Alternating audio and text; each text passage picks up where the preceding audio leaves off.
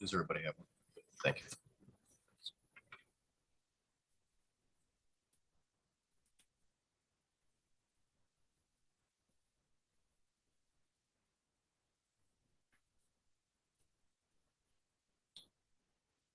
Good afternoon, everybody. My name is Roger Yoder. I am the acting chair of the Goshen Board of Aviation Commissioners meeting today. My goal is to do a poor enough job that Randy will never ask me to do this again. It is 2 p.m., so let's call the meeting to order. Item number 2, we need a motion to approve the agenda.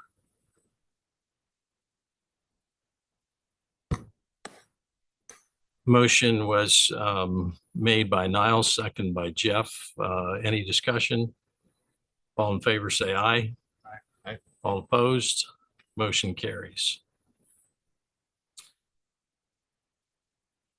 Item number 3, we need to approve the minutes from the August meeting. I need a motion to approve the minutes. I'll make a motion. Motion was made by Jeff, I'll second. second by Niles. Any discussion? All in favor, say aye. Aye. All opposed? Motion carries. Anybody have any public presentations or correspondence? Anybody want to say anything? Okay, if not, let's move on to the treasurer and financial report. Kaylee, I think, is giving that to us today. Looking at the aviation budget, we are in pretty good standing. There are a few line items that we have made requests for line transfers. Those are still in progress. If you would look at the capital projects and looking forward to next spring, we have some renovations that are going to be going on with the maintenance building. We will have to encumber some funds to pay for that, just due to some expenses that we had throughout the year, to like fuel tank repairs and some other miscellaneous repairs. There won't be enough in that line, in that fund. So yeah, we'll have to look to encumber some funds for that. And also looking at next year's budget, it should help supplement the total cost of the project. Any questions for Kaylee?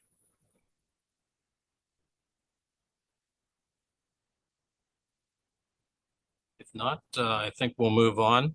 Item number 6 is the FAA and engineering project. Danielle is joining us remotely. Welcome, Danielle. And the floor is yours. Hello, thank you. I'm going to go ahead and share my screen so you can all see what I'm looking at.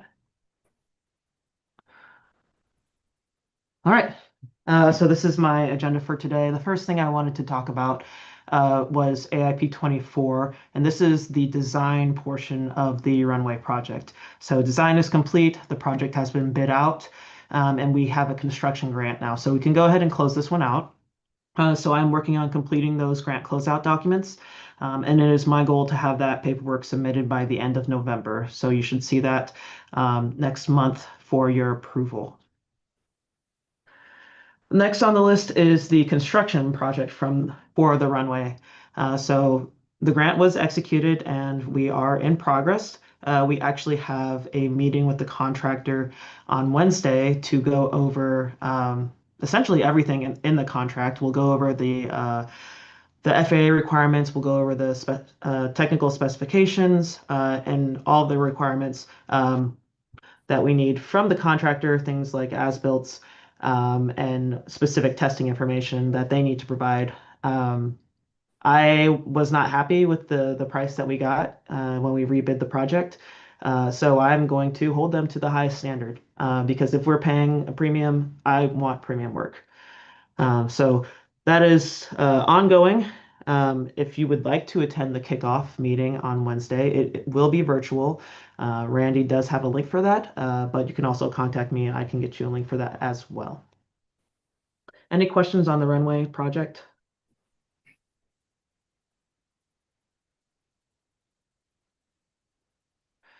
Yeah, Okay. I do, Danielle. Is there a time frame that you're going to target um, for us to start that project? Yes, so we're targeting April for the start of construction, but that is pending weather. So if it's anything like this year, that might not happen. But hopefully weather is good and we can get it done in April and be all ready for the air show in July. Thank you. No problem. All right, next up is the apron and taxiway project. So we do have a grant for this project, but that grant was for design and construction administration of the taxiway and apron. So the way the FAA does things is they have specific work codes for each type of work and each facility of work. So the apron and the taxiway are actually kind of separate projects as well as the other project, which is shifting those taxi lanes and getting rid of that direct access from the apron to the runway. So moving forward, we're kind of going to split those out and bid them that way. We had the same bidder for this project as we did for the runway project, and I want to try to attract more bidders. And so tomorrow during the CIP meeting, which I'll get to in a second, but I'm going to try to convince NDOT and the FAA that it is in their best interest to bid the taxiway in concrete to try to attract more bidders. But right now, this project's kind of on hold, and Wolpert will not be doing any invoicing until we get this project moving again. So more to come on this project, but if you have any questions, please let me know.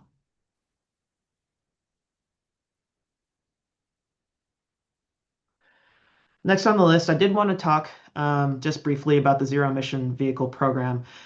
So this program was started a while ago, and it was for airports to get a charger and zero emission vehicle for their airport, for maintenance, for airport needs.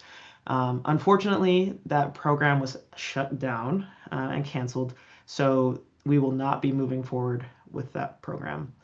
Quite unfortunate because I thought we were going to get a nice vehicle, but because of politics, it's not going to happen. So after this meeting, I will be taking this off the agenda. Next up, I have the capital improvement program, and I have attached it to this, but I'm actually going to go through the presentation I put together for tomorrow's meeting. So the capital improvement program, for those who aren't familiar, is a 5-year look ahead to the projects that we want to do at the Goshen Airport. So the first couple of years, the first 2 years or so, are projects that we are pretty sure are going to happen. And then the third year is kind of more of a, we want this project to happen, but we're still kind of figuring out how it's going to be funded. And then the fourth and fifth year are really just wish list items. The goal is to kind of move those wish list items forward as we progress on through time, but sometimes that doesn't happen. But we do have to have a plan in order to present to the FAA and NDOT. And so that's what I'm doing tomorrow. Every year, NDOT invites certain airports to give a capital improvement program presentation. And it's based off of essentially who's got the most interesting stuff going on at their airport. So Goshen has some really interesting projects coming up, some things that they want to talk about. So we've been invited to give a presentation. That presentation is tomorrow. I think at, Randy, correct me if I'm wrong, 1:30. But that is tomorrow, and I'll be giving this presentation to NDOT and the FAA. I'm just going to run through it right quick so you all can see what all it involves. So typically we have an airport overview where we talk a little bit about the airport. We talk about recent airport developments and what you are doing at the airport, what money you are pouring back into the airport. The FAA always likes to see that you're investing your own funds into the airport. It makes them more likely to help you out because you're helping yourself out, if that makes sense. Then I talked very quickly about the ongoing grants that you have. And then we'll talk specifically about those 5 years, the planned 5 years that we have proposed. So overview, talk about the runway as well as some of the tenants that you have. The more tenants you have, kind of the better, because the FAA looks at it and says, hey, we've got a lot going on at this airport. We should support that.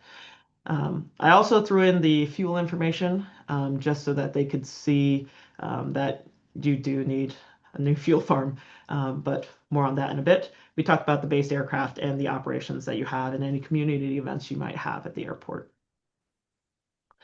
Recent airport developments, this is when I say, hey, the airport is invested in themselves, so you also should invest. And I usually just list out the things that you have done in the past year or you have coming up within the next year.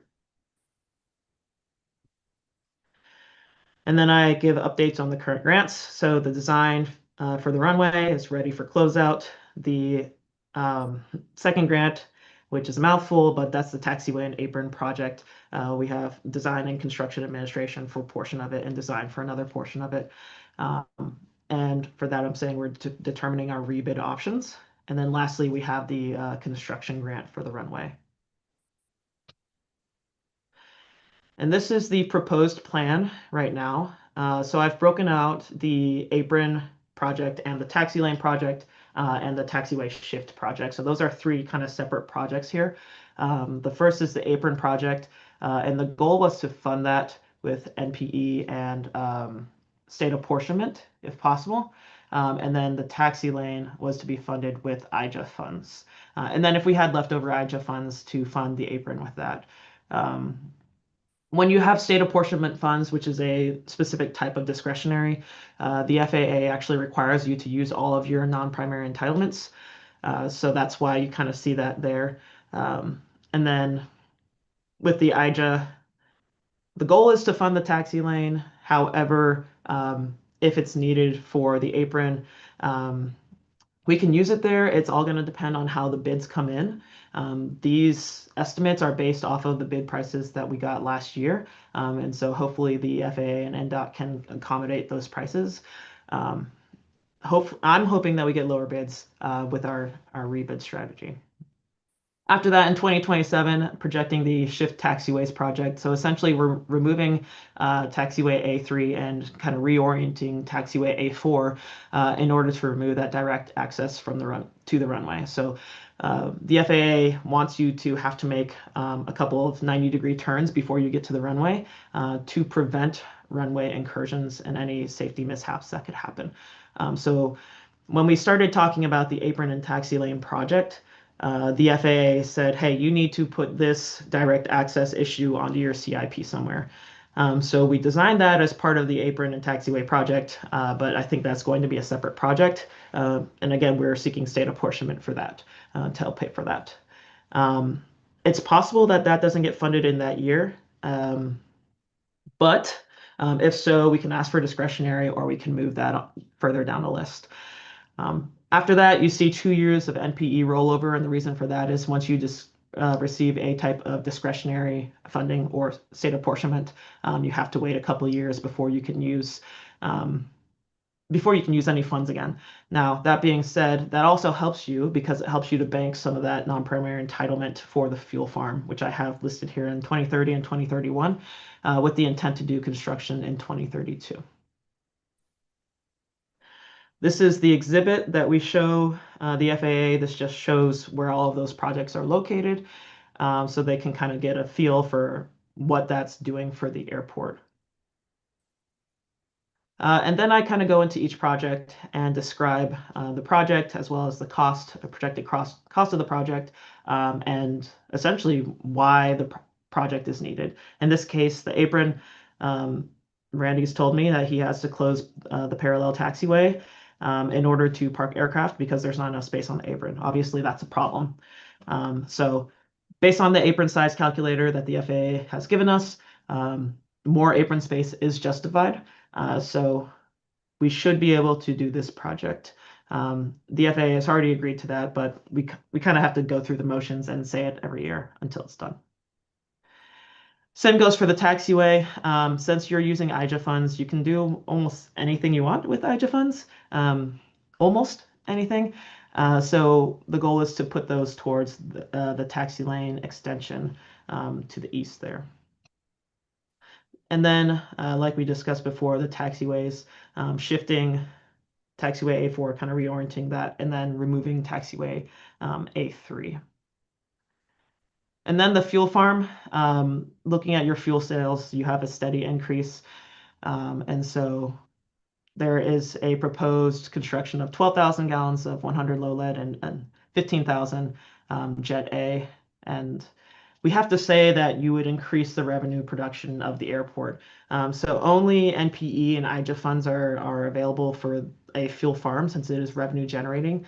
Typically, the FAA wants to see the airport putting their own money back into fuel farms because you are supposed to use the revenue that you get from it to improve it. But you are allowed to use your NPE and IJA funds for that.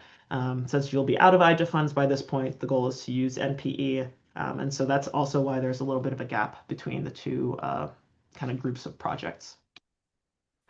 And then I sum it all up by going through this again, and then I ask for any questions. Were there any questions on the presentation for tomorrow's meeting?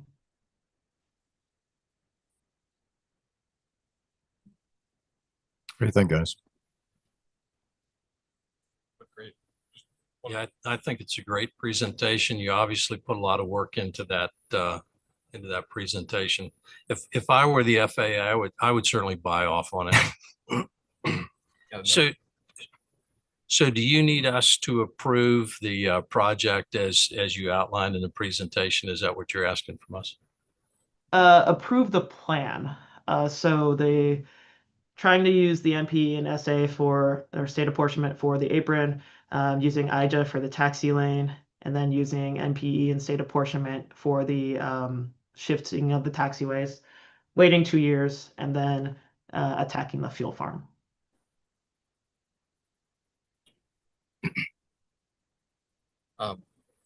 just a small question that you listed off some of the investments that have been made recently. There was the fence repair was like 2.2K. Wasn't there a more major repair than that from that Yeah, accident? we haven't got the invoice yet. Okay. Yeah, gotcha. that's going to be, and we're working with the legal department to see how to proceed. So once all those invoices come in, Kaylee's going to send it down to legal and go from there. Yeah, it's going to be much higher than that. Yeah, and that's something that I don't have that information, but Randy kind of knows how much things are costing, and so like it's my to my knowledge he is attending at least virtually, and those are kind of things that you'll have a chance to chime in on.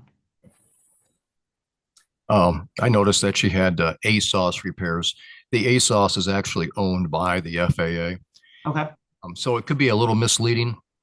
What we had to put down was a new power line from US 33 out to the glide slope shack. So maybe it might be better on that one, Danielle, is to show it as a glide slope repair. Okay.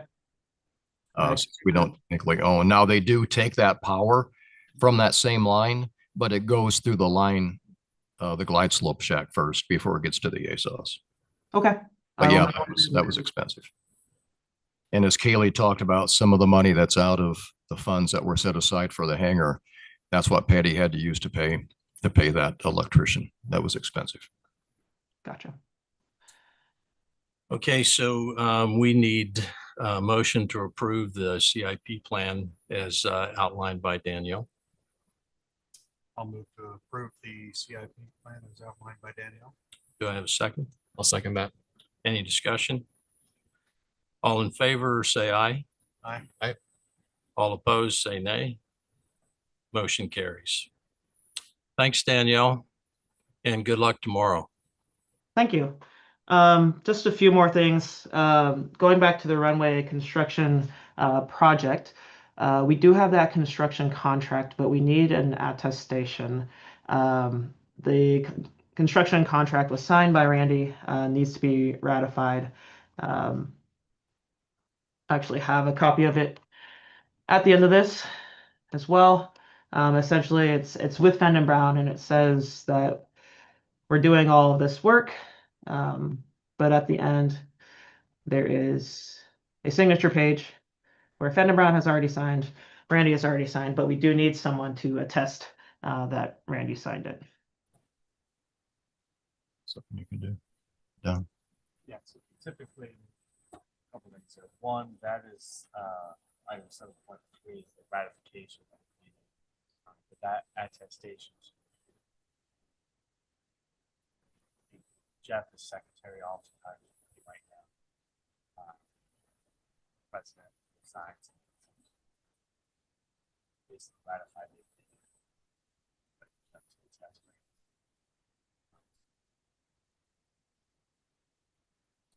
So we need to ratify the construction agreement and have somebody designated to sign it. Mhm. It's just Jeff attesting Randy's signature. Okay. Randy's already signed it, so we're ratifying Randy's sharp signature. Authorizing Jeff as secretary.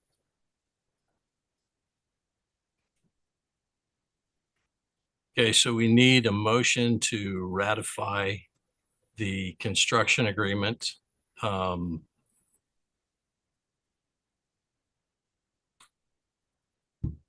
Okay, Mhm.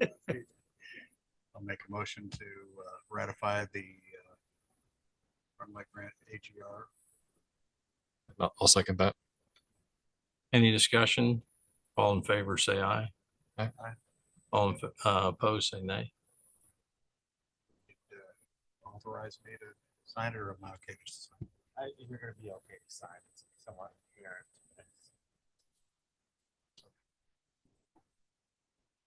Okay, the motion carries.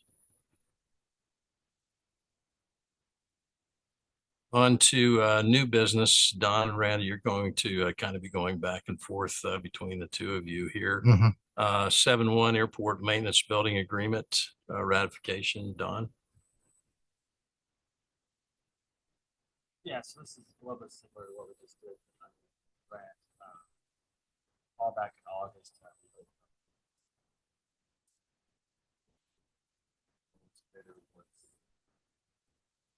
Builders. $40,000. Got that repeat of good. We had the contract prepared. Not gonna sign, but we'll do. The point of that was one, get the contract signed in August. And come 70,000 plus, it's still project's fine. Pay for that. Also sets up a deadline.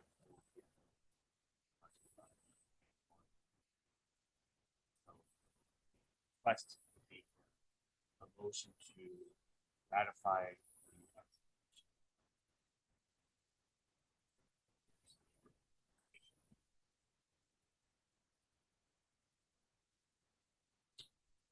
the Do I have a motion? I'll make a motion to ratify the execution for Freedom Builders for the maintenance. And I'll second that. Any discussion? All in favor, say aye. Aye. Aye. All opposed, nay. Motion carries. The 7-2 ground inspection on localizer and glide slope. Randy? Yeah, annually, the FAA does come on site and inspect our nav aids. I'm happy to report both the glide slope and the localizer passed with flying colors. As far as the FCC goes, the expiration date on the localizer is June of 27. The glide slopes FCC license, and I think Kaylee just did this one for us, expires January of 29. So we're in good standings on both the glide slope and the localizer, which is part of the ILS. Okay, the runway grant AGR ratification, did we take care of that? Yeah, Mhm. okay. Item 7.4, the ZEV program update, Randy? Yep, and Danielle just covered that. So the program has been withdrawn and we are no longer eligible. So that program has been canceled. All right, notice of termination letters, Don. Yeah, this is just for revised, these letters of notices from the FAA. These were two notices regarding aeronautical surveys for actually one of the surveys that we canceled. Change projects. Mm. Yeah, it's not seriously. Or, but just did a change it.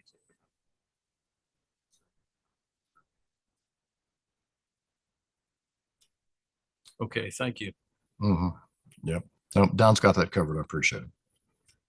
County Road 40, ratification of repairs, Randy. Yeah, so the BOAC does own a rental property over on County Road 40. It does generate a monthly income. That is to our advantage. But the unfortunate thing with that, as a landlord, comes the repairs. And unfortunately, there was a water leak reported over at that rental property, and it did cause some issues. The property management group did send photos, and we did have to address it. I believe I emailed all the commissioners and got permission to go ahead and authorize the repairs of $2,140. And Don, does that need ratified? Yeah, we just ratified the formal motion ratifying. That all expenditure. Okay, anyone want to make a motion? I'll motion to ratify the repairs. I'll second that. Okay, any discussion? All in favor, say aye. Aye. All opposed? Motion carries.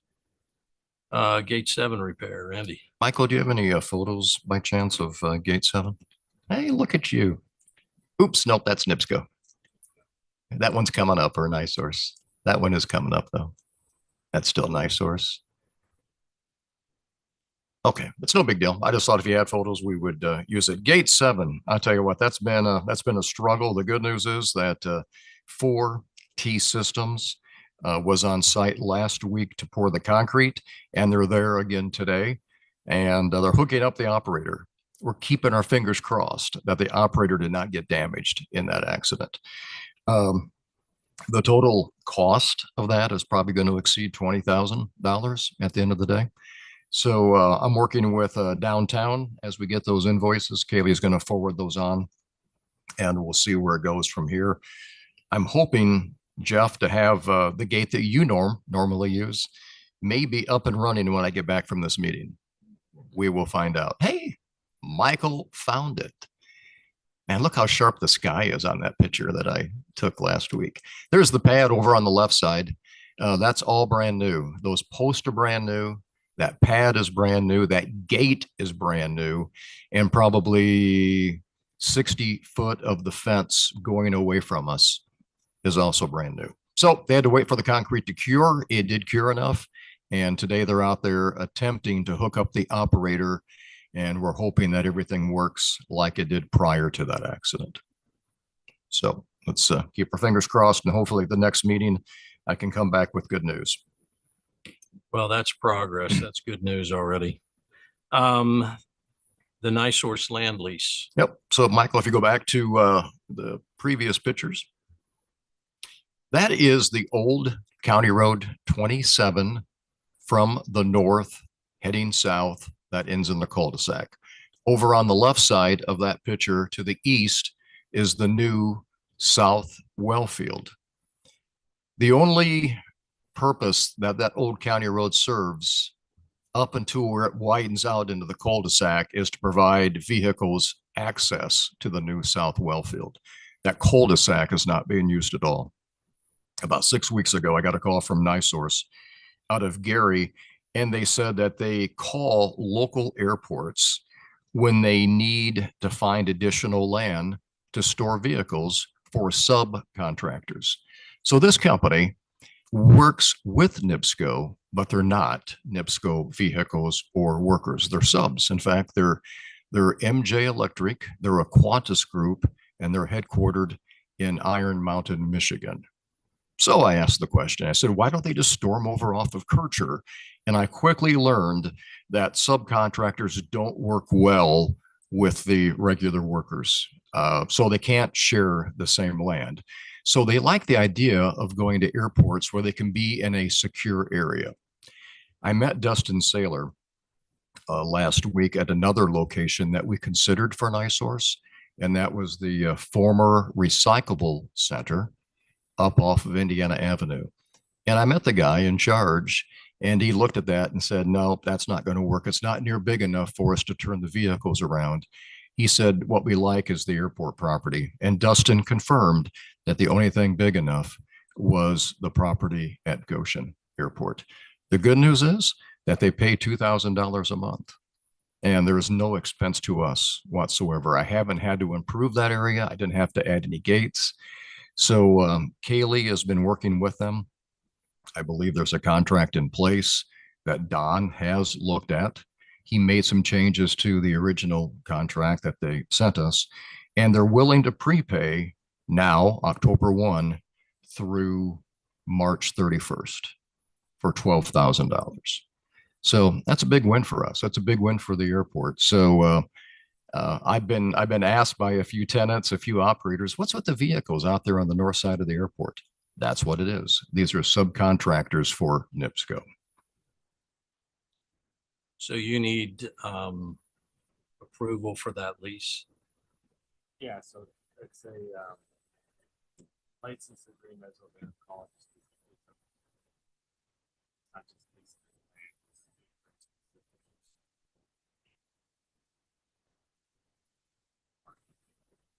vehicles. Randy mentions $2,000 a month. Here, allow the license payment on a basis.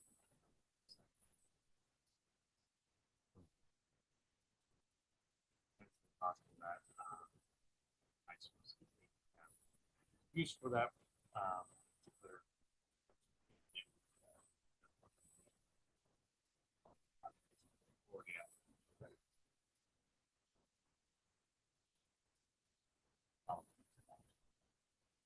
yes, it's another one of those things we're asking.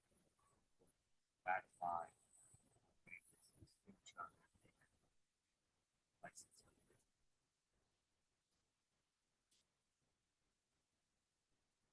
I have met with the mayor and Dustin Saylor, and they both agreed as long as Don was involved on the contract. Sounds good. Do I have a motion? I'll motion to ratify the land license with NiSource. I'll second that. Any discussion? All in favor, vote aye. Aye. Any opposed? Motion carries. The next two have to do with the farmland leases. Randy, why don't you just do both of those? Okay, We'll will with do. them individually. But I believe Kaylee passed out the letter that was dropped off at the airport about 6 weeks ago. It came from Carl Stoltzfus with Prairie Dairy Farms. Says, City of Goshen Board of Aviation Commissioners, Prairie Dairy Farms has been leasing 134.7 acres of farmland within the airport for the past 12 years, and our current lease is set to expire on December 31st of 2026, basically 14 months from now. We would like to propose extending the terms of that lease for an additional 5 years, as we have done in the past. We are currently paying $220 an acre or $29,634 a year in total. We would propose to adjust the rent to $245 an acre or $33,001 a year in total for the new contract. We would also be willing to increase the rent in the final year of our current contract to match the new extension. We appreciate the partnership we have had with the Board of Aviation and the opportunity to farm and care for the ground. Thank you for your consideration. Carl Stoltzfus Prairie Dairy Farms. So he brings that before the board with that request. Sounds good. Kaylee also knows a little bit about farmland. She does. In the area. And so Kaylee, can you tell us what you know about how this rate compares to the average in the area? So the average for our area, and it can be found on like Purdue. They have for like northern Indiana, they have laid out for like at the averages. And for this area, it's like 247 an acre. So I feel like what they propose at the 245 is fair. And in addition, we would have the revenue from the increased rate for an additional year. So as I understand this, the rates would go up for the year 2026. And their proposal is to extend that contract 5 years beyond that. Any questions, discussion, thoughts? This is also land that doesn't have to get mowed, right? The other benefit. This is the bulk of the farmland. It's about a couple hundred,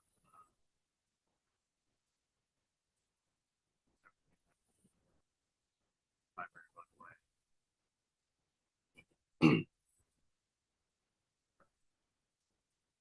Bulk of everything. Prairie Dairy started leasing that back.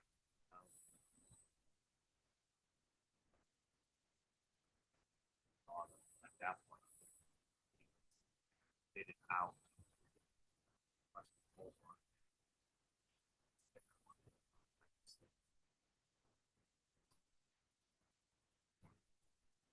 And there for a while, they had adjustments to it.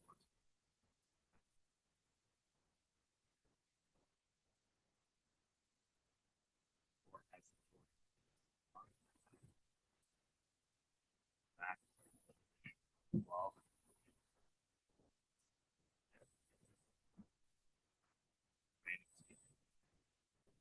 issues. No, none whatsoever.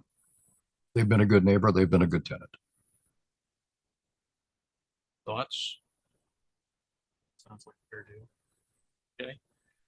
So what we would need then is a motion to accept the proposal from Prairie Dairy Farms to extend their contract by an additional 5 years with the increased rate beginning year 2026. I have a motion. Well, actually, sorry. Mhm. Yeah. I'll make a motion that we accept the Prairie Dairy offer of 245 extension their agreement for 5 years with the rate increase starting in 2026. I have a motion from Jeff, second. I'll second that. Any discussion? All in favor, say aye. Aye. Aye. All opposed, say nay. Motion carries. Thank you. Kaylee, do you mind reaching out to Carl and let him know that they met today and approved it? Yes. And then work with downtown to show the new price? Perfect. Okay, good. Don will get a new one around then for you. Speaking of farm lease, we do have one that is coming up for renewal at the end of this year, which is whatever, 2.5 months away. It is the James M. Reef and Nancy J. Reef. They're a tenant. They're a farm lease tenant. And this one began January 1 of 23, thereby ending on December 31st of 2025. They are renting 5.459 acres at $200 per acre. What they pay, excuse me, annually is $1,091.80. I would ask that you would look at this lease and give us enough time to go ahead and get the paperwork around if you'd like to renew it, increase it. Oh, thanks, Michael. Didn't realize you had it up there. So not near as big as the Prairie Dairy Farm, certainly. But we appreciate each and every farmer who is a tenant at the Goshen Airport. Is that the ground that's south of the runway? That is,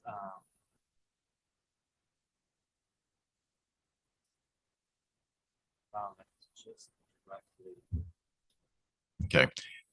east,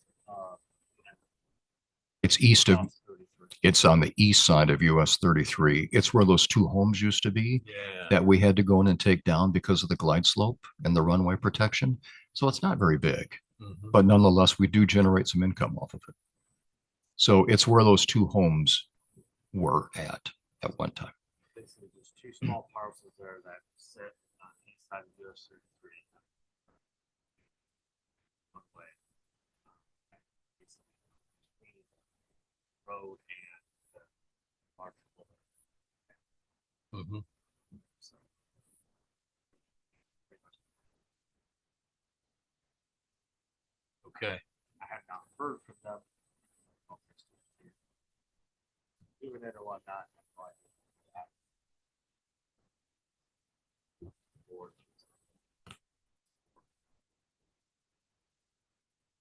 Prairie Dairy Farms doesn't have any interest in those 5 acres, do they? I have not approached them. Okay. part of it is disconnected. Sure. Thoughts?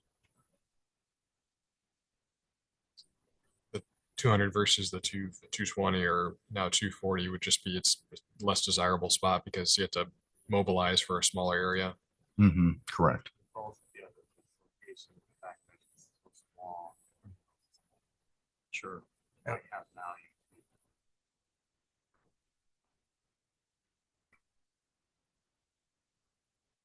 Made any increases to their rate? The contract that I state show only began January 1 of 23. Is there one prior to that? Do you know?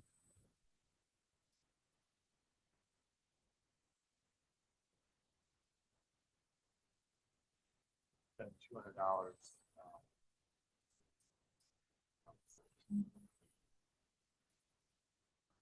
So you've just renewed it without doing a price increase in the past.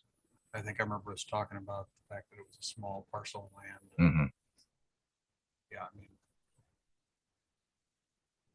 if anything, I could see a 10% at the most, probably increase in that, but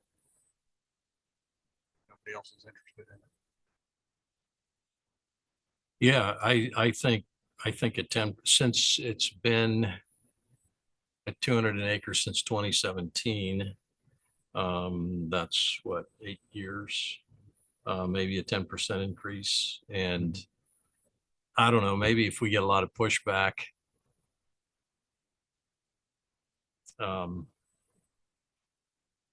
what do you think, 10%? So 10%, that would be 220. It seems reasonable.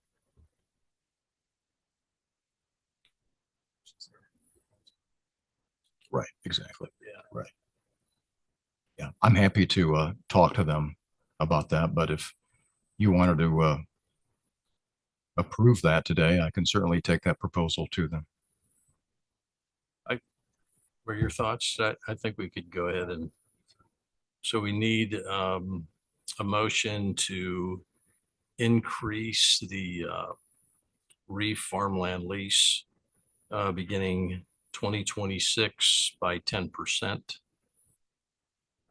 Yeah.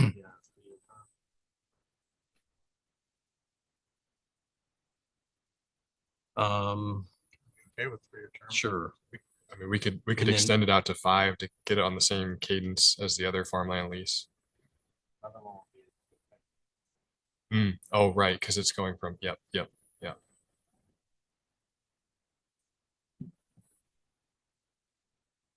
Maybe that makes the increase a little more attractive if they know they have it for additional time.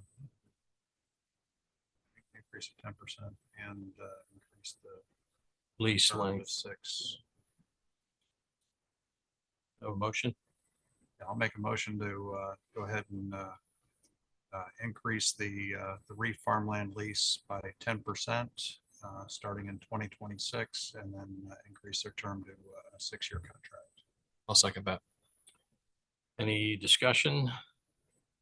All in favor, say aye. Aye. All opposed, say nay. Motion carries. All right, corporate hangar rate increase. Michael, do you happen to have that? Perfect. It's up on the board. You might have a copy in front of you as well.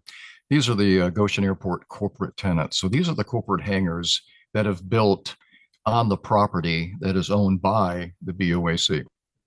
Again, we cannot sell the tenants the property underneath their hangar. All we can do is lease it, and that's per the FAA. We have a total of 9 corporate tenants, and there's the current rate that they pay. We are proposing, myself and Kaylee, that we look at an 18% increase. And the reason I say that is we have not increased these rates since 2020. So it's been 5 years since we looked at it. So if you do the arithmetic, it's just over 3% a year at the end of the day. I think inflation is probably higher than that. So if you look at the right-hand column, those are the projections that the BOAC would realize if you approved the new rates for those 9 corporate tenants. And it's open up for discussion. All we're doing is bringing the idea before the board. It might be a starting point. I think Discussion? 3% a year on the back end seems very reasonable, and the airport's investing in improving the main facilities there too. So Mhm. as a tenant, you're getting that add-on benefit as well.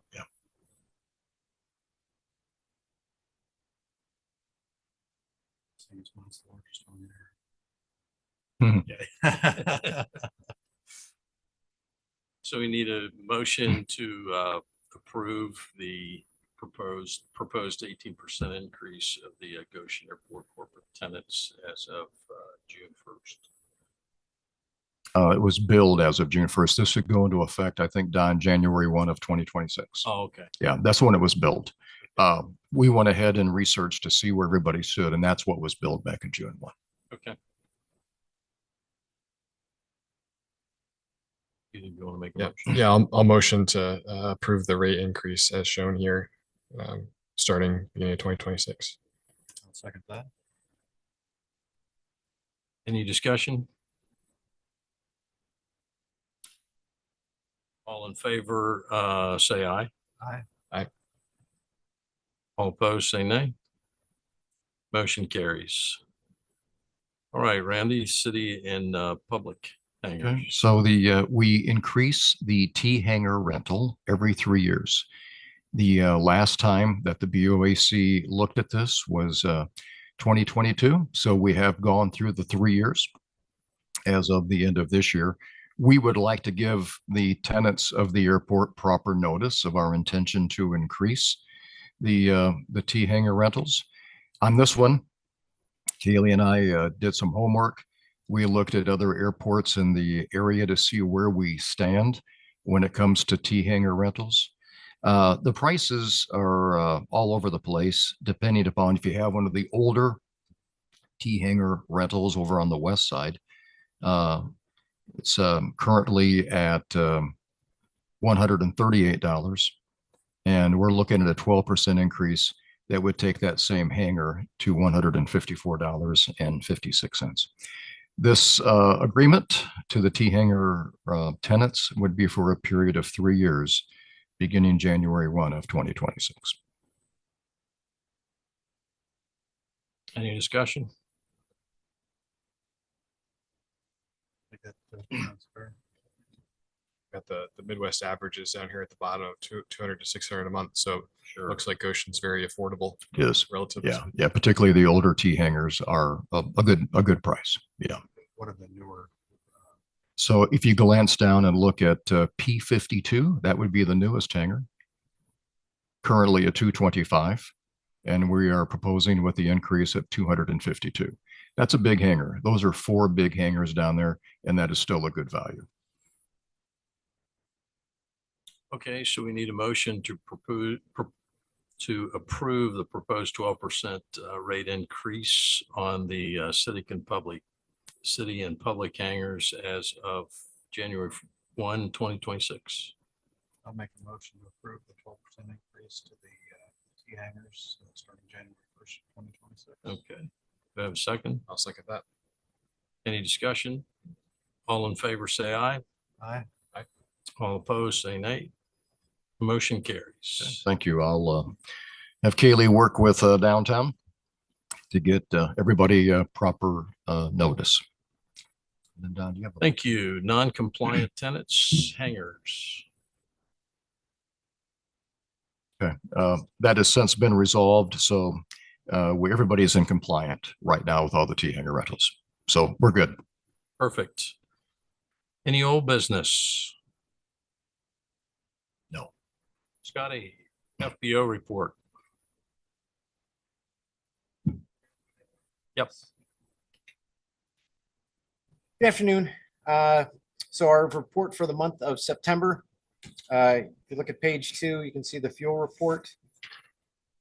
And we caught up a little bit. We are still 9,225 gallons behind what we were last year, but we caught up fairly substantially from what we were last month.